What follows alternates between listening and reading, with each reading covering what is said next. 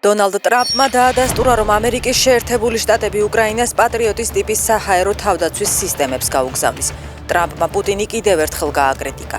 ის ლამაზად საუბრობს და საღამოს ყველას ბომბავს, მაგრამ აქ პატარა პრობლემაა, ესმე არ მომწონს, აღნიშნა პრეზიდენტმა. ტრამპი რუსეთთან დაკავშირებით დღეს მნიშვნელოვანი განცხადების გაკეთებასაც აანონსებს.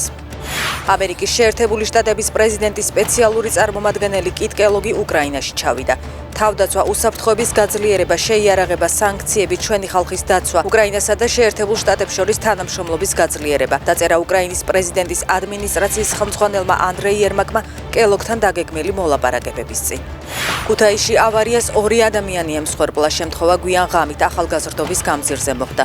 2 მსუბუქი მანქანა გაჩერებულ სატვირთო შეეჯახა, რის შედეგადაც მსუბუქი ავტომობილების მცხოვრები დაიღუპნენ.